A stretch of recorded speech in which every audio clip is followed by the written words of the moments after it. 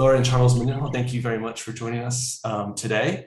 Can we start just by talking a little bit about how you've got involved with the Eastern Himalaya Naturenomics Forum and your sort of knowledge and connection with this region? So we got to know Ranjit probably 28 years ago, so a long, long time ago, probably before the climate agenda was even talked about as any sort of agenda.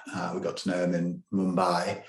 And then subsequently, my business partner and I, Manoj, we set up a business, and Ranjit has been involved in that business as our chair in India. It was called Net Decisions, and then it was called Blenheim Chalcott. Ranjit has led that in India for us for many, many years. And of course, more recently got involved also leading our cricket team, the Rajasthan Royals, in India too. So we've followed Ranjit's passion for the world of climate, and that's morphed into obviously the Naturenomics agenda and also the work that he does now in the Eastern Himalayan region. And Laura and I have loved seeing how that's progressed over the course of the last few years and how he's innovated and led lots of change going on in the Eastern Himalayan region. And Laura, do you want to explain a little bit about your work and passion in this space? Yes, absolutely. So because I'm South African as well, I have a deep interest in sort of nature and the economy and the future around that. So I think what Ranjit is doing in the Eastern Himalayan region is really inspiring, because there's so many other countries and continents where all the learnings there can be used and taken to. So it's been wonderful knowing him for so long and watching this develop. And we're really keen to see how it continues to progress. Great, thank you very much. I think one of the things we're going to be talking about during the forum is obviously the growing urgency around biodiversity loss and the climate crisis.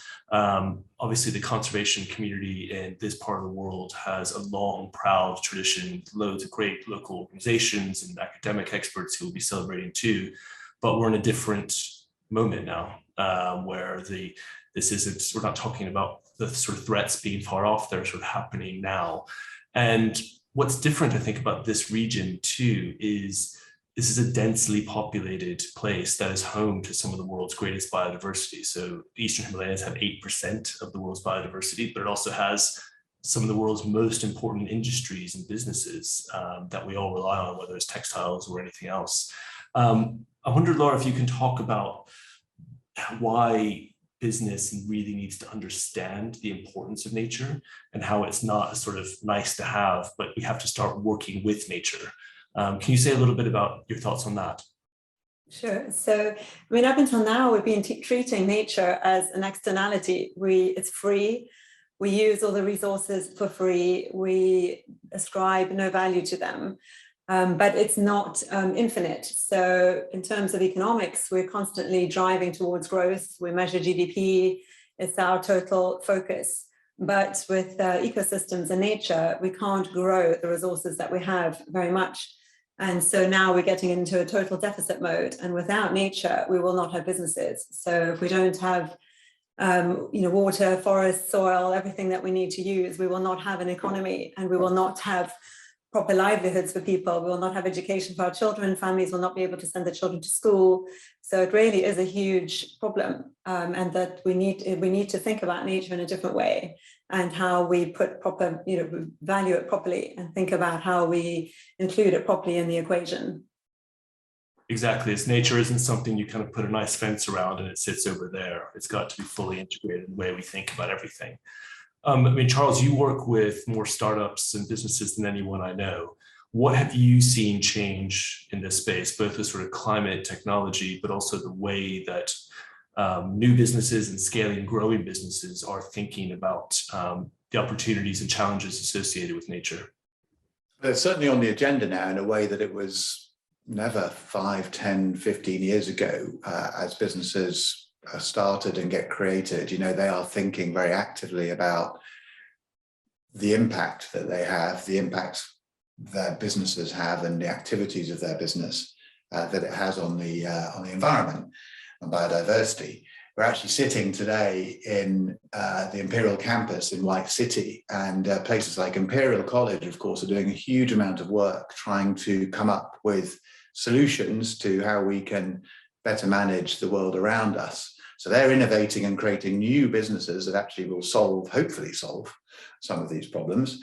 And at the same time, businesses like ours will hopefully use those solutions as well, be able to deploy them in order to minimize the damage that we will do to the environment, or that we could do to the environment. So I think business has a huge role to play in not just creating the solutions, but then also thinking about the business you're in and how you use those solutions, embed them in what you're doing in order to protect the environment more.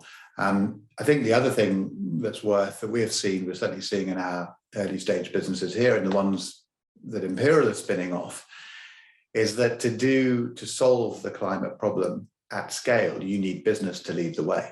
So you do need businesses, because they're the ones that can get the risk capital, that there's hopefully a reward at the end of it. So by creating that environment where business can be funded properly with risk capital, you're able to scale those businesses in a way that those solutions can then be rolled out, certainly nationally and hopefully globally as well over time. Yeah, and that's so important. I mean, we need governments to play their part and to create frameworks. We need conservation organizations, environmentalists and scientists to play their part, but business can help us scale at this pace we need to.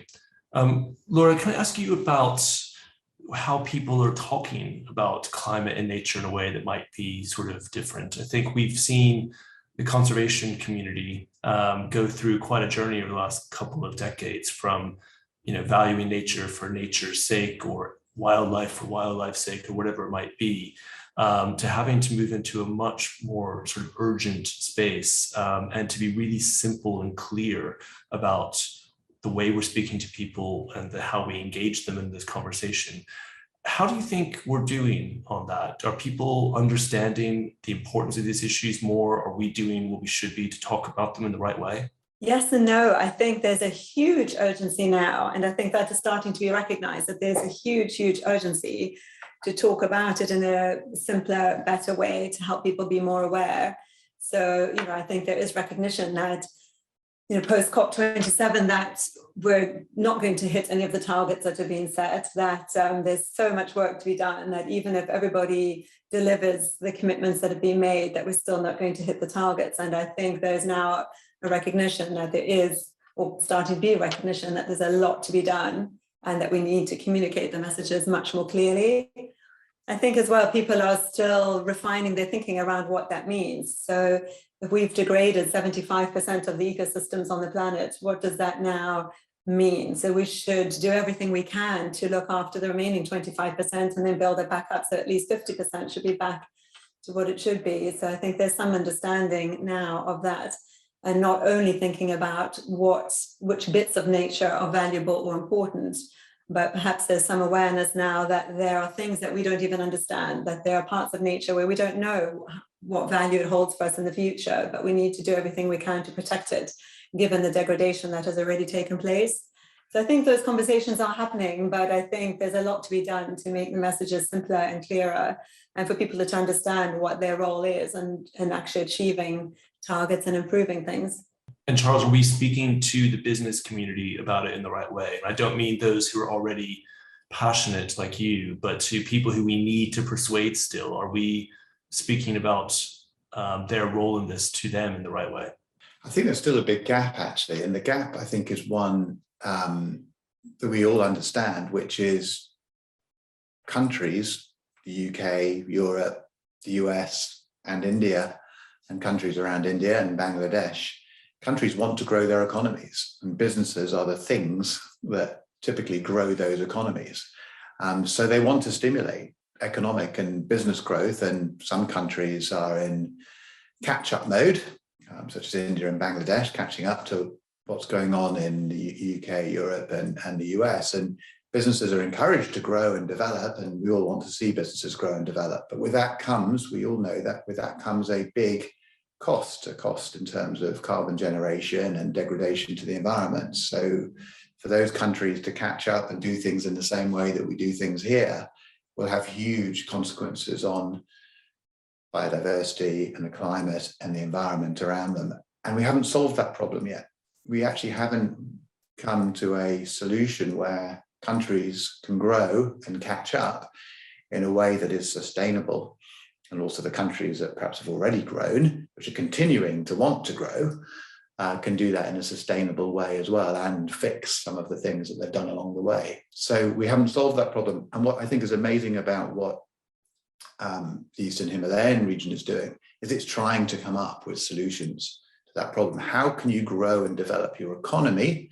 How can businesses grow successfully and develop the livelihoods that people deserve in those regions in a way that is sustainable from an ecological perspective? And I think that's what's great to see happening in the Eastern Himalayas, which is those innovations being developed and a new way of thinking about economic growth that hopefully we can learn from all around the world. Yeah, I mean, the opportunity here is to, by the midway point of this century, to have reached a state where these countries are, people living here are enjoying, developed economies with standards around health and education, and the sort of social strength of the countries, having skipped the bit that in the UK and the US and Europe, where we just extracted and polluted and degraded our natural world.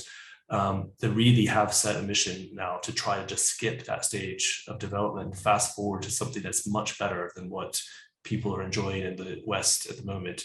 So it's a huge opportunity. Thank you both so much for your time today and your support for the forum and for all of your work. You're welcome. Thank you. Thank you.